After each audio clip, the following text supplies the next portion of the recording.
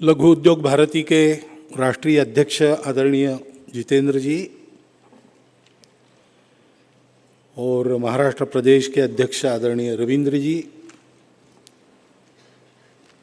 देश भर से यहाँ पर एकत्रित हुए सभी आत्मीय प्रतिनिधि बंधु, माता भगिनी,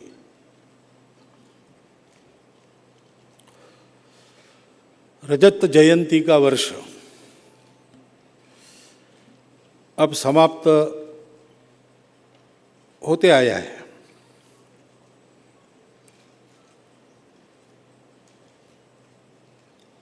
और अध्यक्ष जी ने अपने भाषण के अंत में कहा कि आगे क्या करना, कैसी दिशा होनी चाहिए, इसके बारे में मैं कुछ आपको बताऊं।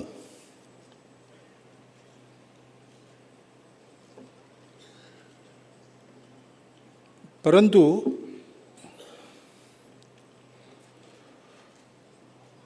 आगे किस रास्ते पर जाना है,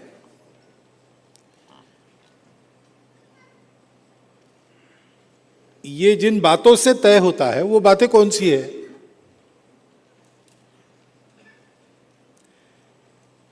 यहां से मुझे कहां जाना है ये तय है, तो कैसे जाना है मैं तय करूंगा।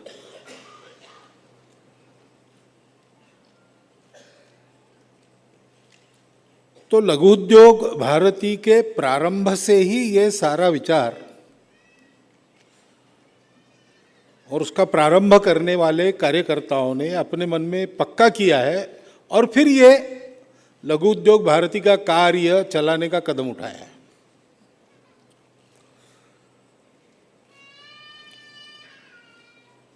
यहाँ 1994 में प्रारंभ हुआ अपना काम और 2-3 साल पहले से उसका चिंतन, कुछ प्रयोग ऐसा सब चल रहा था और तब मैं यही नागपुर में ही प्रचारक था। तो मोरोपंत जी के साथ सब इस प्रकार का चिंतन करने वाले लोग बैठते थे और अनंतराव भिड़े यहाँ पर थे, वो हमारे नागपुर के कार्यकारिणी में भी थे। इसलिए वो प्रारंभ का समय मैंने बहुत निकट से देखा है लघु उद्योग भारती का। तो क्या चिंतन रहा होगा, ये आप में से तो कई पुराने वरिष्ठ लोगों को तो पता है ही, लेकिन मैंने भी उसको सुना है।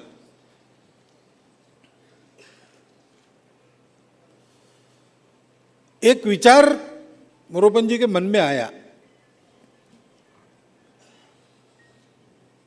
और ये विचार ऐसा आया, मोरोपंत जी बहुत प्रकार के काम करते थे और बहुत प्रकार के काम करते थे, तो उसके लिए उनको आर्थिक सहायता भी जुटानी पड़ती थी। तो उसके लिए जिनके पास पैसा है उनके पास जाना भी पड़ता था। उसमें उनके ध्यान में एक बात आई कि बड़ा उद्यम करने वाले अरबपति वगैरह ऐसे बहुत नाम चलते हैं और सामान्य व्यक्ति भी जानता है, और अपने देश के ऐसे जो लोग हैं उनमें अपने देश की संस्कृति का संस्कार होने के कारण कई प्रकार का दान वगैरह, इसमें से बहुत सारे सामाजिक काम भी चलाने में उनका योगदान रहता है, और इसलिए जिनको आर्थिक आवश्यकता है ऐसे कामों के लिए उन्हीं के पास ज़्यादा जाते हैं। लेकिन ये करते समय मोरोपंत जी ने ये देखा कि अपने देश में ये जो संपत्ति है इन लोगों के पास बहुत है, ऐसा हम कहते हैं, लेकिन वास्तव में इस संपत्ति का निर्माण करने वाला बड़ा वर्ग, ये आज की भाषा में जिसको लघु, मध्यम और सूक्ष्म उद्योग कहते वही है।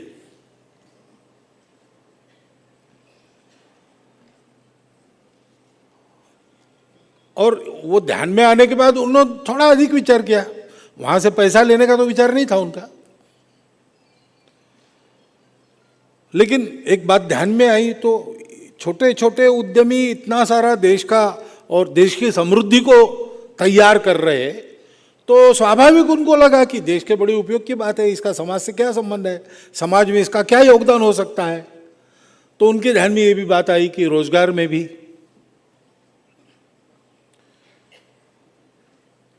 और फिर ये भी बात ध्यान में आई कि अपने देश में हम स्वतंत्र हुए और उस स्वतंत्रता को भविष्य में भी एक तरह से सुरक्षित करने वाला संविधान होना चाहिए, इस उद्देश्य से एक संविधान अपने को मिला है जिसमें राजनीतिक और आर्थिक स्वतंत्रता के लिए प्रावधान है और सामाजिक स्वतंत्रता के लिए निर्देश है। सामाजिक स्वतंत्रता लाना ये हमको करने का काम है पूरे समाज को। लेकिन उसमें एक ये भी उल्लेख, डॉक्टर बाबा साहब आम्बेडकर ने जब इस संविधान प्रदान किया तो उन्होंने कहा कि इस संविधान के कारण राजनीतिक और आर्थिक स्वतंत्रता आएगी। लेकिन हम देखते हैं कि युग तो आर्थिक स्वतंत्रता का लगता नहीं। कई बार ऐसी बातें आती है, उसमें कितना तथ्य है नहीं है मालूम नहीं, लेकिन बोलते हैं, छपता भी है कि दुनिया की संपत्ति कुछ 23, 24, 25 जो आंकड़ा होगा ऐसे बड़े घरानों के पास केंद्रित हुई है।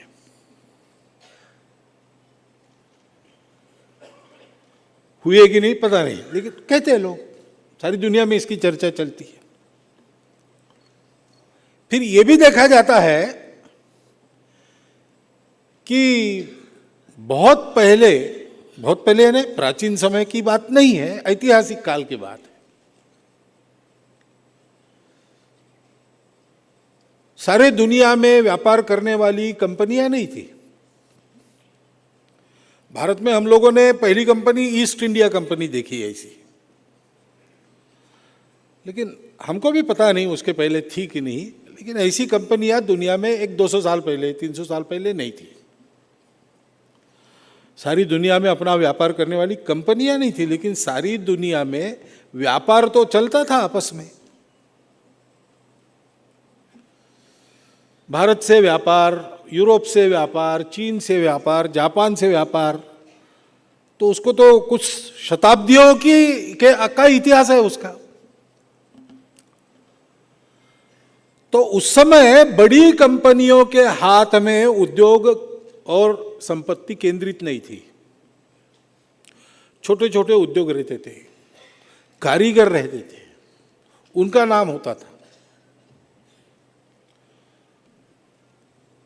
अब उस कालखंड का और इस बड़े कंपनियों के हाथ में संपत्ति केंद्रित होना, आर्थिक सत्ता केंद्रित होना, ये जब देखते हैं तब ध्यान में आता है कि आर्थिक स्वतंत्रता अगर वास्तव में सबको मिलनी है तो उसकी पहली शर्त है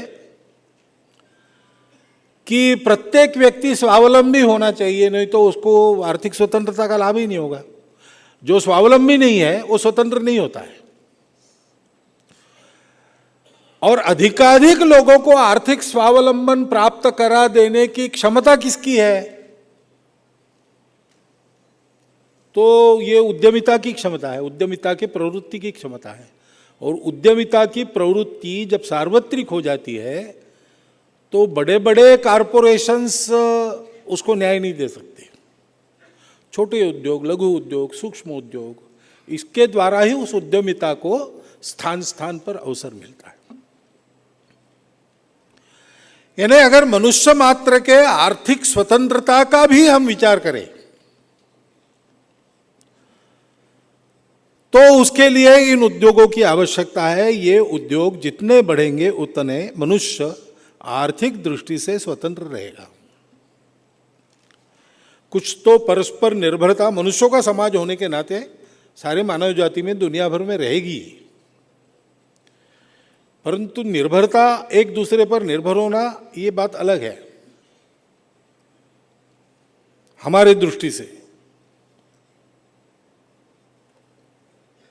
अभी दो शब्दों का उपयोग हुआ अध्यक्ष जी ने। एक बात है समग्र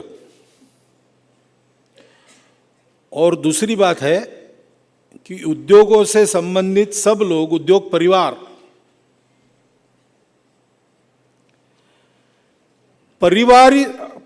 भावना से जो निर्भरता होती है वो स्वतंत्रता को बाधित नहीं करती, और व्यापार के नाते जो निर्भरता होती है वो हो सकता है वो स्वतंत्रता को बाधित करे। चलाने वाले की नीयत पर निर्भर है।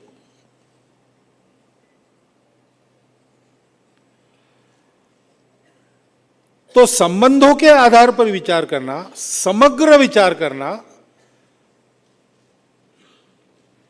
और विकेंद्रित विचार करना,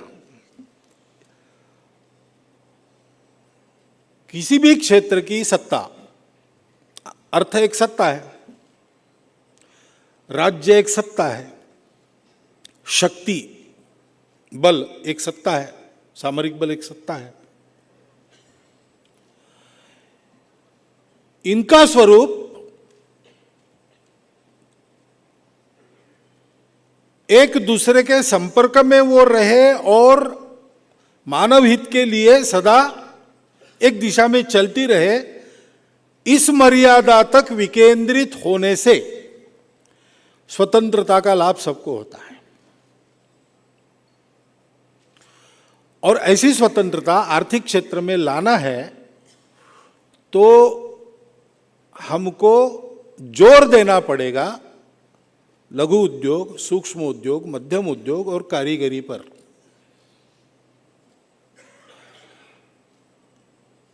अब ये विचार जो है, ये विचार आज मानसिक या वैचारिक वातावरण में नदारद है। सामाजिक, आर्थिक, राजनीतिक सब प्रकार का स्वातंत्र्य संविधान की इच्छा के अनुसार अपने देश में आना है, तो सबसे पहले हमको एक और स्वतंत्रता की उपासना करनी पड़ेगी, वो है मानसिक स्वतंत्रता। क्योंकि सारी दुनिया में आज जो तंत्र चलता है उसके पीछे जो विचार है वो इसको नहीं मानता। वैचारिक दृष्टि से लोग अच्छे हैं, वो अच्छा करते हैं, लेकिन तंत्र की जो प्रकृति है, उसका जो मूलाधार है, उसका जो विचार है, वो इसको नहीं मानता। वो कहता है कि दुनिया है, बस उसमें पक्का है कि जो बलवान है वो टिकेगा, जो दुर्बल है वो मरना ही है उनको।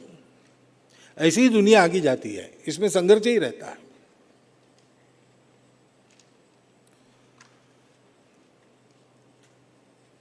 और इसलिए हम देखते हैं कि सारी रचना ही ऐसी बनती है।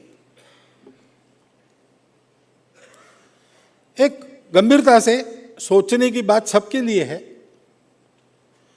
कि संघर्षों पर ही चलता है।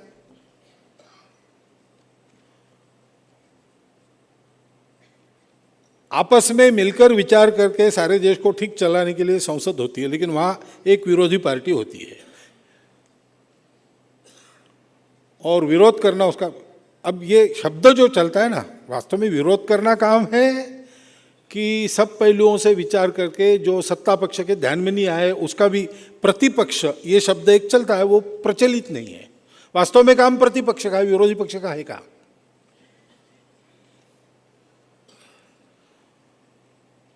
और सत्ता पक्ष वो करने के लिए अधिकृत है, लेकिन करना है उसको सबसे चर्चा करके।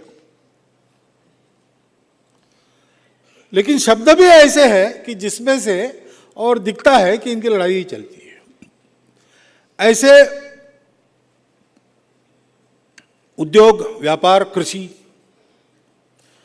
किस बात पर जोर देना? फिर एक पक्ष कहता है देखो हमारा देश कृषि प्रधान देश है, इसलिए यहां पहले कृषि का विचार करो, उद्योगों का मत करो।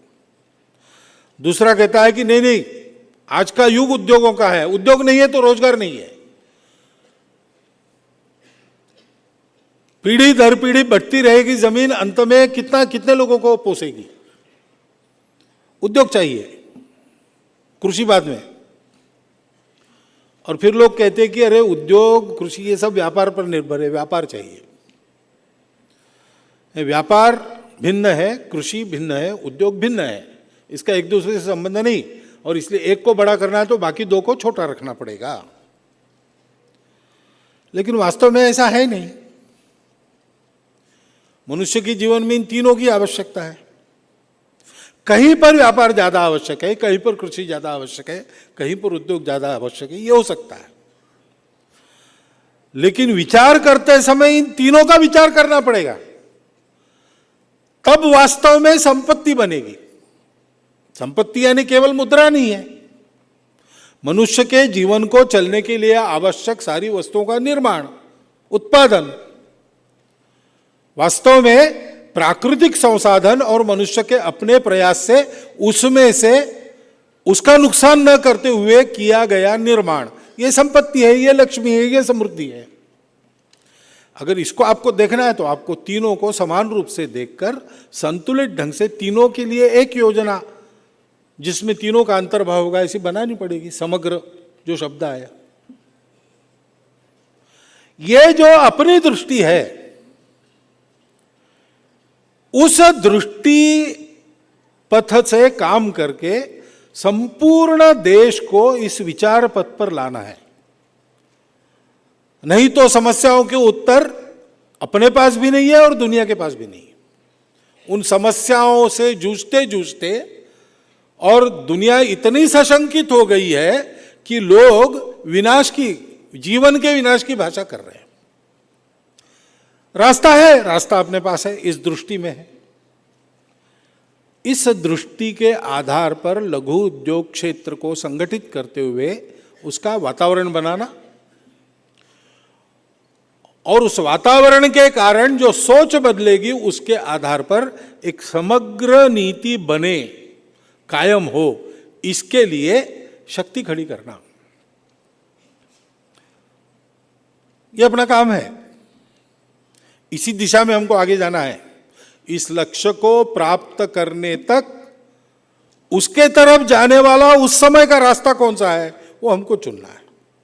वो अलग अलग समय पर अलग अलग हो सकता है। अभी वर्षा के कारण मुंबई जाने वाली ट्रेनें वगैरह रद्द हो गई तो लोग विमान से गए। शुरू हो जाएगा तो फिर से उससे जाना प्रारंभ हो जाएगा।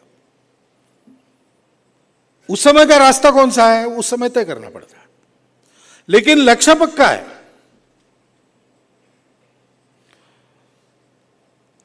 लघु उद्योग, मध्यम उद्योग, सूक्ष्म उद्योग और कारीगरी, ये अच्छा है। अध्यक्ष जी ने हमें बताया कि उसके बारे में भी आप कुछ करने जा रहे हैं। इंदौर के अधिवेशन में भी मैं आया था तो उसमें भी बात हुई थी लघु उद्योग भारती की। मैंने कार्यकर्ताओं से वो सुनी थी जैसे यहाँ आज सुनी। उस समय ये समग्रता की बात, कारीगरों की बात, ये बातें आई नहीं थी, क्योंकि उस समय अपनी शक्ति इतनी नहीं थी जितनी आज है। यही मैं समझता हूं। और आज अपनी शक्ति इतनी बढ़ गई है तो अपने शक्ति को और बढ़ाने का विचार करते समय हम ये भी विचार कर रहे हैं समग्रता का और सबको साथ लेने का और परिवार का, संबंधों का। इसका मतलब है हमको अपना लक्ष्य मालूम है। उस लक्ष्य के आधार पर किधर कैसा बढ़ना हमको तय करना पड़ेगा।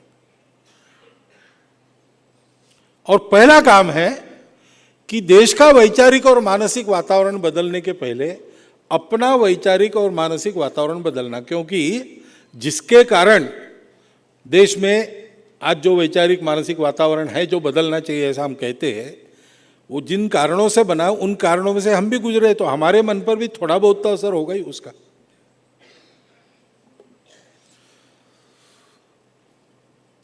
50 वर्ष पहले अगर ये बातें हम कहते तो लोग इसको असंभव मानते। ये वातावरण था। अपने इस विचार वाले लोगों में भी कई लोगों को ये बातें यानी एक स्वप्न रंजन लगता था कि हाँ बात ठीक है, बहुत अच्छी है, सुंदर है, अपने परंपरा के अनुसार है, लेकिन असंभव है, ये संभव नहीं है। कल्पना बहुत रम्य है, सुंदर है, लेकिन मात्र स्वप्न है, इसको साकार नहीं कर सकते। लेकिन लघु उद्योग भारती और ऐसे अनेक संगठनों ने जो काम किया है आज तक, आज इस बात को देश का एक बहुत बड़ा वर्ग इसको संभव मान रहा है, क्योंकि कुछ जमीन पर ऐसे काम खड़े हो गए। और ये क्यों हुआ, ये अपने लोगों ने किया, उन्होंने क्यों किया है, उनके मन में स्पष्टता थी, उनके मन में विश्वास था। अब संगठन में और 1994 में जो लोग आए वही चलते रहेंगे ऐसा तो है नहीं, हर वर्ष नए कार्यकर्ता आते हैं, उनका प्रबोधन इस दृष्टि से ठीक करना पड़ता है। हमारी इस दृष्टि के आधार पर हमारा कार्यकर्ता विचार करेगा। अखिल भारतीय स्तर पर लोगों के मन में ये विचार है, इतना पर्याप्त नहीं है। जितने नीचे तक ये जा सकता है उतने नीचे तक जाना चाहिए, स्पष्ट रूप से जाना चाहिए।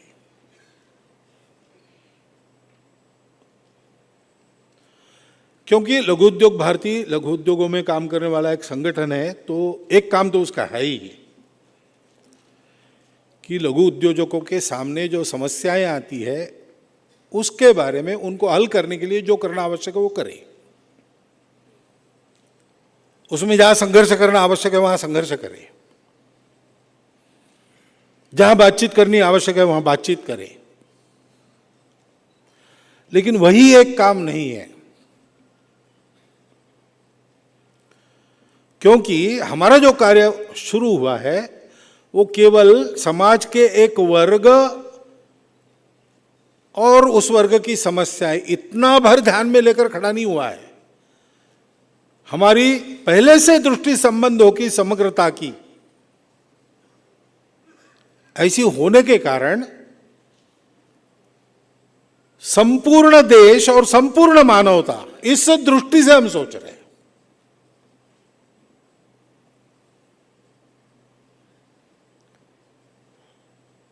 इस वैचारिक प्रवर्तन के जो जनक थे डॉक्टर हेडगेवार, उन्होंने जो प्रस्ताव दिया था संघ स्थापना के 5 साल पहले, उसके शब्द हम सुनते हैं तो हमारे ध्यान में आता है। उन्होंने कहा था,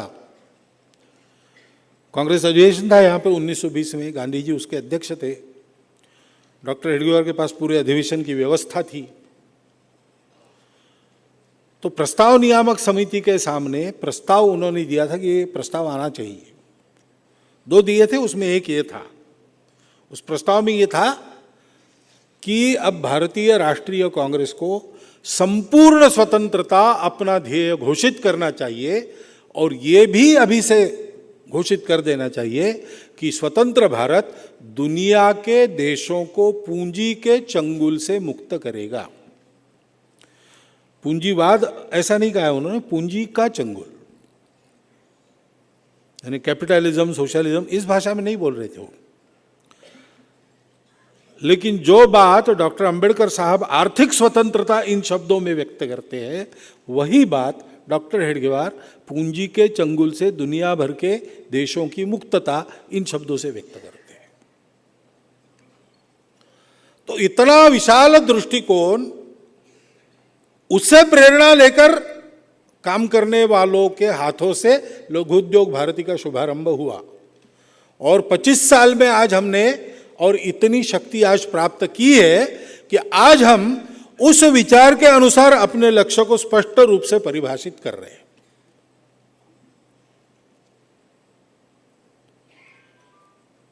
यह स्पष्टता अपने सब कार्यकर्ताओं के मन में उतारी जाए, इसका कुछ न कुछ कार्यक्रम आपको साल भर की इसमें देना पड़ेगा।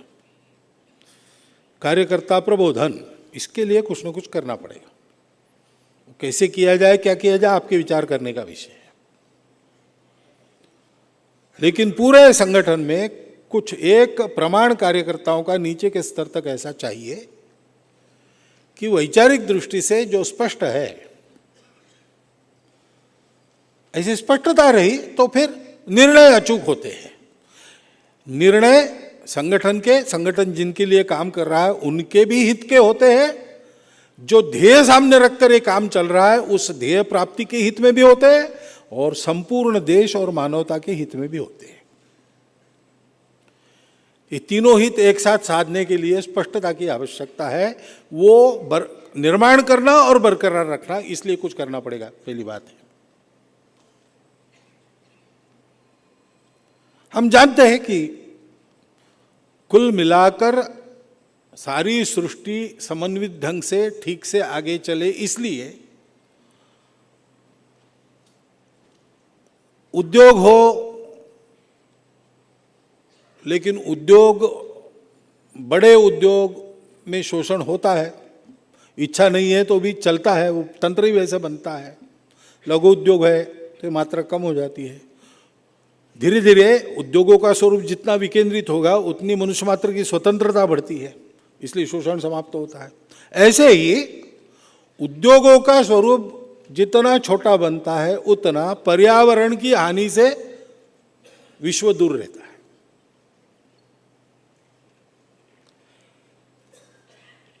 क्योंकि एक छोटे क्षेत्र में वहां के समाज की आवश्यकता पूर्ण करने के लिए उत्पादन,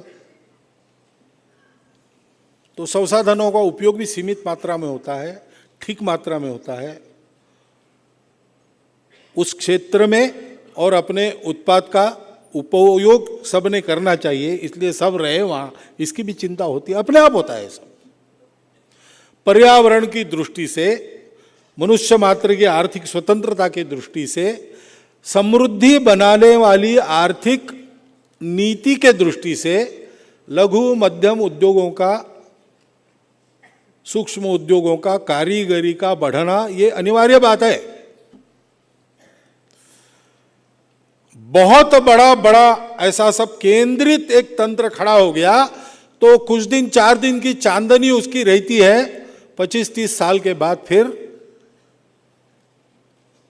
इधर उधर से कर्जा लेकर, अपना पैसा दूसरी जगह रखकर, वहां का ब्याज लेकर वगैरह वगैरह, या अंतर्राष्ट्रीय व्यापारी संबंधों पर खेलते हुए ही उसको कायम रखा जा सकता है। उसमें व्यक्ति की स्वतंत्रता समाप्त होती है।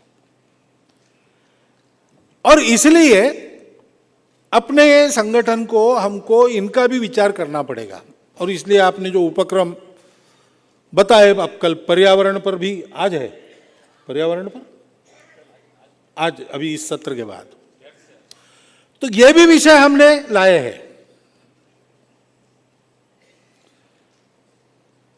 और ये ध्यान में रखना चाहिए हमको, इसके साथ ये विषय आप लाए रहे, बहुत अच्छी बात है, चलेंगे वो।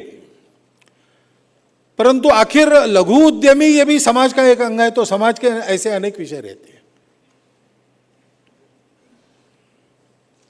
उन विषयों में भी, क्योंकि लघु उद्यमी समाज में एक सम्मानित व्यक्ति होता है, समाज के मन को प्रभावित करने वाला व्यक्ति वो हो सकता है,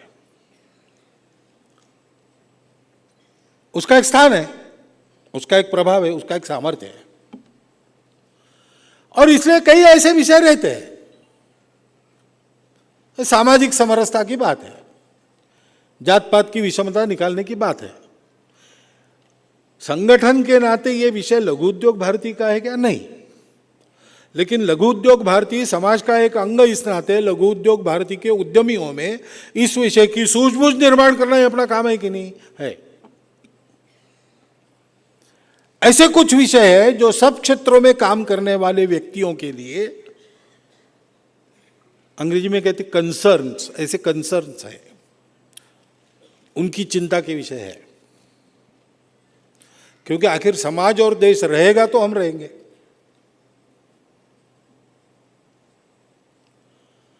और इसलिए ऐसे विषयों का भी प्रबोधन होना, और फिर इन सब विषयों के बारे में अपने अपने स्थान पर अपने संगठन की प्रत्येक शाखा क्या कर सकती है और क्या कर रही है, इसके तरफ ध्यानाकर्षण करना। ऐसा होता है तो इसका हिसाब किताब इस बात को हमको देखना पड़ेगा। अब हमारी समस्याएं हैं बहुत सारी, और जैसा मैंने कहा कि जो तंत्र चलता है सर्वत्र दुनिया में, अपने देश में भी वही लागू है, और इसलिए उसमें से हमारे लिए बहुत सारी समस्या खड़ी हो जाती है, और उसको हल करना एक संगठन के नाते अपना काम है। वो हल करने के पीछे जो शक्ति का दबाव खड़ा होना चाहिए वो खड़ा करना अपना काम है। उसके लिए लघु उद्यमियों में, सूक्ष्म, इन सब लोगों में जागृति उत्पन्न करना ये अपना काम है। वो चलते ही रहना चाहिए, इसमें कोई संकोच नहीं करना चाहिए।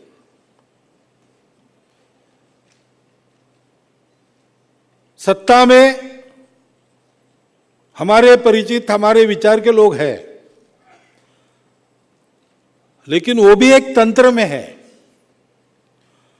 तो सब बातें जो वो करेंगे या उनको करनी पड़ेगी, वो आवश्यक नहीं कि वो ठीक ही होगी। उनकी इच्छा सब ठीक ही करने की है, उनके बारे में कोई अविश्वास नहीं है। परंतु वैचारिक क्षेत्र में अभी इस विचार की प्रभुता नहीं है, तो विचार सारा दूसरे ढंग से चलता है। तंत्र सारा उस विचार के आधार पर बना है, वो उसी विचार के लिए अनुकूल है, इस विचार के लिए प्रतिकूल हो सकता है समय समय पर। तो इसमें प्रबोधन, समझाना, बैठकर समन्वित विचार करना, यहां से लेकर तो अंततोगत्वा नहीं ही होता है, तब जागृति के आधार पर कुछ आंदोलन वगैरह करना, यहां तक का काम अपना है। लेकिन वो करते समय ये ध्यान में रखना चाहिए कि पूरे समाज के हित के अंदर हमने अपना हित रखा है। जैसे मजदूर संघ के लोग कहते हैं, उनके प्रभावी होने के पहले जो नारा चलता था कि पूरा हमको दाम दो, नहीं तो हम काम नहीं करेंगे, तो उनका नारा यह था कि देश के लिए करेंगे काम, काम के लेंगे पूरे दाम। यह दृष्टि का फर्क है। ऐसा हमको भी यह सारा करते समय करने का भी प्रशिक्षण, इस दृष्टि के आधार पर जो करना है वो कैसे करना, प्रशिक्षण इसलिए देना पड़ेगा कि ऐसे करने की आदत आज कहीं बची नहीं है, क्योंकि हम 200 साल से उस विपरीत तंत्र में ही चल रहे हैं। उसके साथ चलना है तो उसके तौर तरीके हमने अपना लिए हैं। अब हम अगर लोगों में और एक दूसरे अच्छे उपाय का प्रतिपादन करेंगे तो लोग ये सोचेंगे कि इनका व्यवहार क्या है। और इसलिए लघु उद्योग भारती ऐसी कोई किसी समाज के वर्ग की यूनियन ऐसी नहीं है कि जो एक काम करती होगी, लेकिन यहाँ नागपुर के MIDC में लघु उद्योग भारती वालों ने एक टूल शेड खड़ी कर दी। वो टूल्स की ज़रूरत पड़ती है, वो टूल्स होते नहीं है पास में, तो वहाँ सबने मिलके कंट्रीब्यूट करके टूल शेड खड़ी की। जिसको ज़रूरत है ले जाएगा, किराए पर वापस ला के रख देगा। अभी करने का हेतु क्या है? केवल वहाँ की ज़रूरत है, सबको ही काम पड़ता है तो कर दो एक बार, इतना स्वार्थ का उद्देश्य नहीं था। उसके पीछे विचार यह था। नीतियों में हम हस्तक्षेप करना चाहते, सफल ढंग से कर भी लेते हैं। क्यों करते हैं? कोई हमारे अपना प्रभाव को जताने के लिए नहीं करते, देश के कल्याण की बात है इसलिए करते हैं। और जो परिवर्तन होना है वो परिवर्तन एकदम नहीं आता। लोग क्रांति की बात करते, क्रांति से परिवर्तन नहीं आता। क्रांति से उथल पुथल जरूर होती है, खलबली जरूर मचती है, लेकिन बदलता कुछ नहीं है। लेवल बदलता है, थोड़ा बहुत ऊपरी रूप बदलता है। जो अन्याय, शोषण वगैरह वगैरह चलता था पहले, वो चलते रहता है। और कभी कभी पहले चलता था तो आवाज कर सकते थे, आवाज करना भी बंद हो जाता है। परिवर्तन तो आता है उत्क्रांति से आता है, संक्रांति से आता है। और इसलिए इस परिवर्तन को लाना है, उसको समय लगेगा, मन बनाना पड़ेगा, आदत बनानी पड़ेगी, कृति बदल जाएगी, तब परिवर्तन आएगा। केवल विचार बदलने से नहीं होता, कृति बदलनी पड़ेगी। कृति बदलने के लिए आदत बदलनी पड़ती है। विचार है, मन है, फिर भी आदत नहीं है, तो मनुष्य आदतन वैसे ही काम करता है। और इसलिए विचार से लेकर आदत तक, सब बदलने तक धैर्यपूर्वक काम करना पड़ता है। ये ध्यान में रखकर ये सारा काम हमको करना है। तो इसको करने का तरीका कैसा रहेगा, वो आपको मालूम है।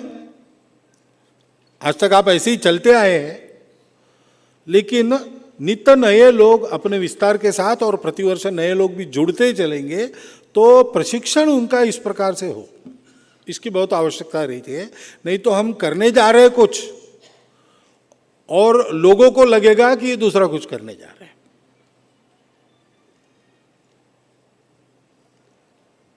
मेरे कमरे में एक कैलेंडर जैसा है, वो सुभाषित संग्रह, रोज का एक सुभाषित, पन्ना उलटते जाओ, ऐसा है। तो संयोग ऐसा कि आज का सुभाषित मैं देख के आया, तो उसमें ऐसा है कि भूल से भी गलत व्यक्ति का संग मत करो, उसके साथ मत रहो। क्योंकि आप दूध भी खरीदते हैं, लेकिन शराब बेचने वालों के घर से खरीदते हैं, तो लोग आप शराब खरीद रहे हैं ऐसा लोग मानेंगे। या मराठी में हमारे एक कहावत है कि वो खजूर के पेड़ के नीचे उसके रस से बनाते हैं ना कच्ची दारू, वो खजूर के पेड़ के नीचे रहकर बैठकर आप पानी भी पिए, लोग समझेंगे ये ताड़ी पी रहा है। ये नहीं होना चाहिए। क्यों? इसलिए कि अब आज का समय ऐसा है, हम लोगों को देखकर बाकी लोग चलेंगे। समाज की परिवर्तन ऐसे ही आता है। जिनके बारे में विश्वास प्राप्त होता है, जिनके बारे में आस्था जगती है समाज उनके आचरण का अनुकरण करता है। तो यह आचरण कैसा हो जो समाज के लिए अनुकरणीय, हितकारी है, लंबे समय तक उसके अच्छे परिणाम मिलते रहेंगे, वो आचरण करके हमको दिखाना पड़ेगा, ये दूसरी बात है। इसको हमको देखना चाहिए। और जो बातें यहां कही गई उसका अपने अपने उद्योग से अपना प्रत्येक सदस्य प्रारंभ करे। उदाहरणार्थ परिवार की बात है, तो उद्योग परिवार, ये यहां हम एक संगठन के नाते बड़ी बात कहेंगे, अच्छी बात है, सत्य बात है, करनी चाहिए। लेकिन होगी कब? जब लघु उद्योग भारती का सदस्य उद्योजक जो है, उसके उद्योग में उद्योग परिवार की भावना से सारा उद्योग संभाला जा रहा है, चल रहा है, ये दिखेगा।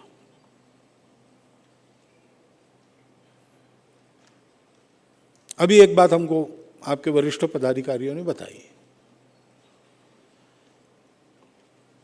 कि नीतियां ऐसी है कि हम चाहते कि हमारे उद्योग में अधिकाधिक लोगों को रोजगार मिले, लेकिन नीतियां ऐसी बन जाती है कि हम लोगों को बाध्य होना पड़ता है ऑटोमेशन के लिए। हम नहीं चाहते।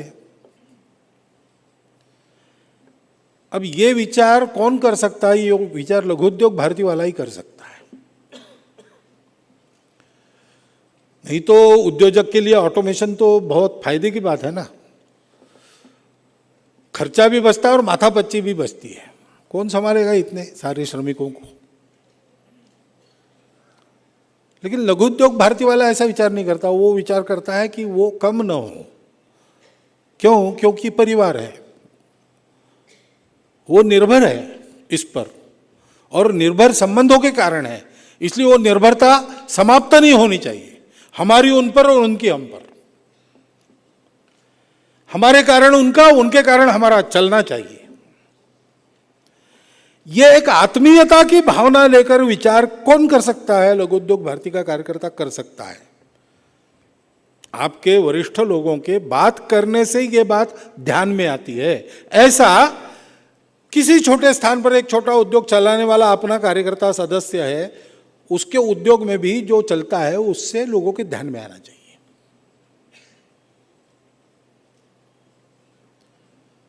अब हमारा 25 साल हमने पूर्ण किए, ये हमारा एक तरह से टेक ऑफ स्टेज पर कार्य आया है। अभी तक तो हमारा केवल शक्ति संग्रह हो रहा, जैसे इसी शक्ति वीडियो थोड़ा बहुत इधर उधर हमने प्रभावित भी किया है बातों को, लेकिन अपने शक्ति के कारण भी प्रभावित हुआ है और कुछ अपने परिचित लोग वहां होने के कारण भी प्रभावित हुआ है। अब हम इस स्थिति में आए, जो आंकड़े बताए गए कि हम इस स्थिति में हैं कि अब प्रभाव के साथ साथ हम परिवर्तन का भी सामर्थ्य रखने वाला संगठन लघु उद्योगों के क्षेत्र में हो गए हैं। और इसलिए हमारा दायित्व बढ़ गया है, हमारा दायित्व बढ़ गया है, क्योंकि परिवर्तन नियमों से नहीं होता, परिवर्तन उदाहरणों से होता है। नियम कुछ भी कहता हो, सामने वाला जैसे चलता है वैसे पीछे वाला चलता है।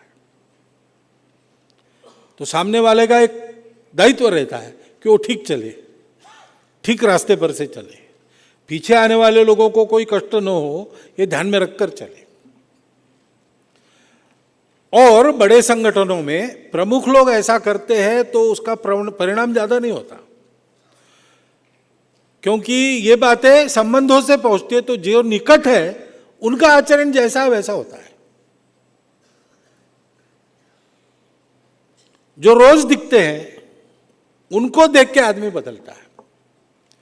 इसलिए अपने अपने कार्यक्षेत्र में, अपने उद्योगों में से अपना दर्शन क्या मिलता है समाज को, ये बात बड़ी महत्व की हो गई। उस महत्व को सभी सदस्यों को जताना चाहिए और इसमें हम क्या करें, कैसा करें, इसके बारे में चर्चा करके उस प्रकार सब लोग चले, ऐसा वातावरण बनाना चाहिए।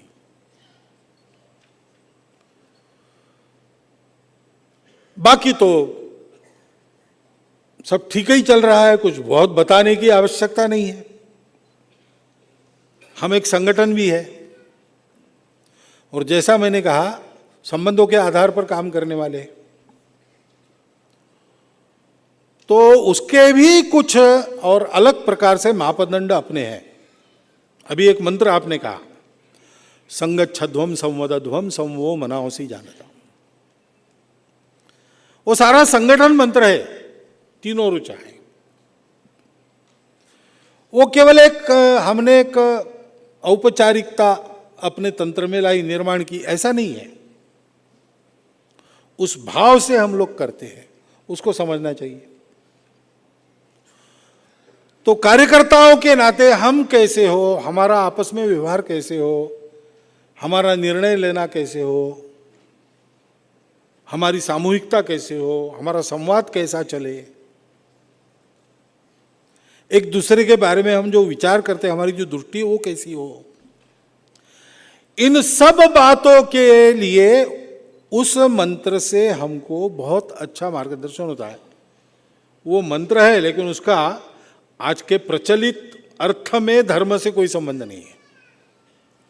धर्म शब्द का जो असली अर्थ है उससे उसका संबंध है, क्योंकि धर्म जोड़ता है, धर्म ऊपर उठाता है।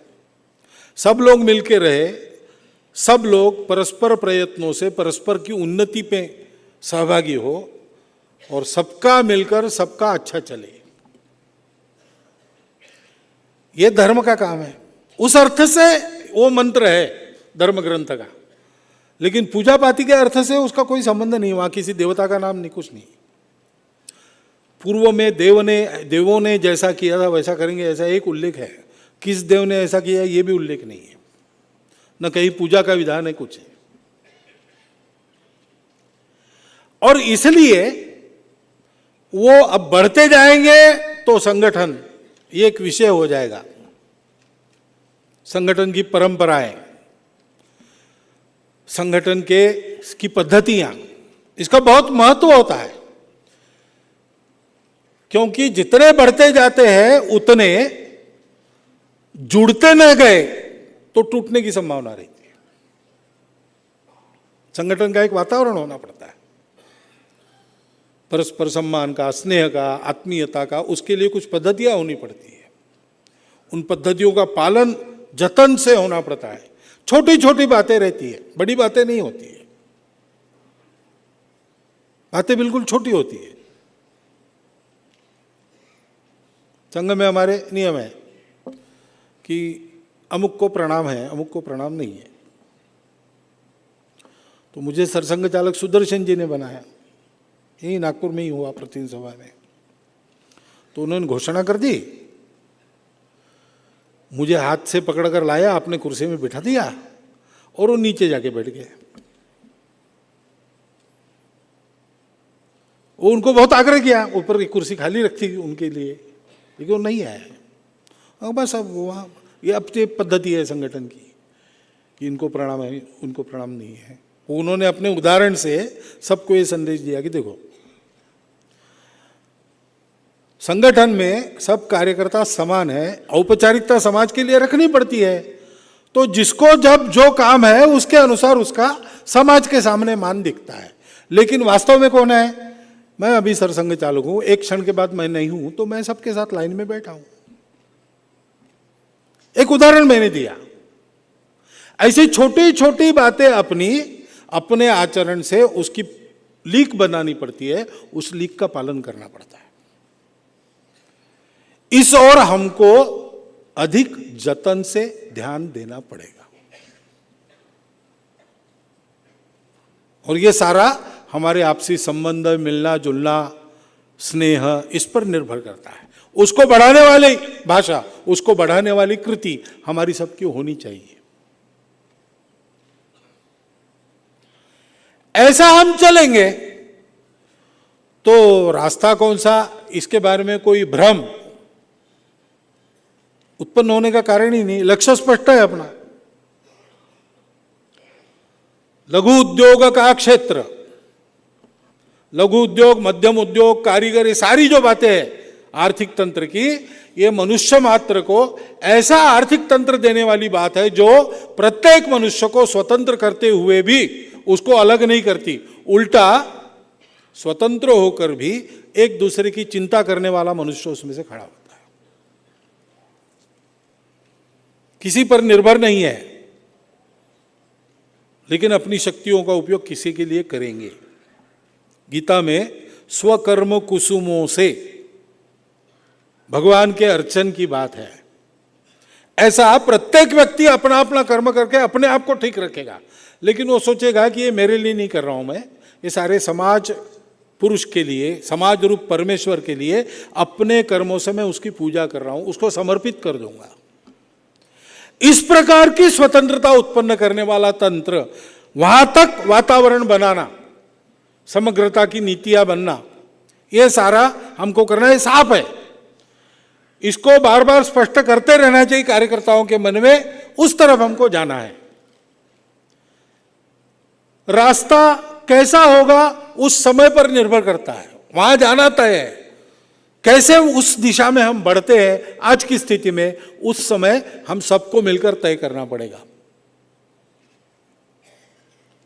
लेकिन हम सबको मिलकर तय करना पड़ेगा, यह महत्व की बात है, क्योंकि एक व्यक्ति को वहां तक नहीं जाना है, सारे समाज को वहां ले जाना है, और इसलिए हम सबको मिलकर वहां जाना पड़ेगा। इसलिए संगठन की पद्धतियां, इसलिए अपने कार्यकर्ताओं का प्रबोधन, आचरण यानी वैचारिक प्रबोधन से लेकर तो आदतों तक, ये सारी बातें अपने संगठन में करना, और अपने उदाहरण से हम परिवर्तन का कारण बने, ऐसी बात कार्यकर्ताओं में सर्वत्र उत्पन्न करना। इन तीन बातों का ध्यान इसके आगे आपको अधिक रखना पड़ेगा, क्योंकि अब हम एक बलिष्ठ संगठन बन गए, सारा समाज हमको देखता है, और हम अंग्रेजी में जिसको कहते हैं इस क्षेत्र के ट्रेंड सेटर्स बनने जा रहे हैं। तो वो ट्रेंड हमारा ठीक से सेट हो, इसलिए हमको इन तीन बातों को करना पड़ेगा। इन तीन बातों को आप अभी तक का आपका अनुभव है, कुशल कार्यकर्ता आपके पास है, इसलिए ये भी आप कर लेंगे, इसके बारे में मेरे मन में कोई शंका है इसलिए नहीं बता रहा हूं। मैं इसलिए बता रहा हूं कि कहा गया कि अब 25 साल पूरे हो गए, अब आगे क्या? तो कुछ बदला नहीं है, जिस काम के लिए चले वो पूरा होते तक करना है। 25 साल हो गए अभी, और 25 लगे या 5 साल लगे, वो काम पूरा होना चाहिए। जब तक पूरा नहीं होता तब तक करना है, और तब तक करते रहना है। इसलिए आने वाले दिनों में जो हमारी स्थिति समाज में बनती है उसको ध्यान में रखकर इन बातों को करने की आवश्यकता है। मैं मानता हूं कि आप सब लोग अनुभवी कार्यकर्ता है ही, और 3 दिन सब आपस में विचार करके इन सब बातों को तय करने वाले हैं। केवल उसकी एक दिशा आपके ध्यान में ला देने के लिए उद्घाटन सत्र में इतना विषय आपके लिए पर्याप्त है। धन्यवाद।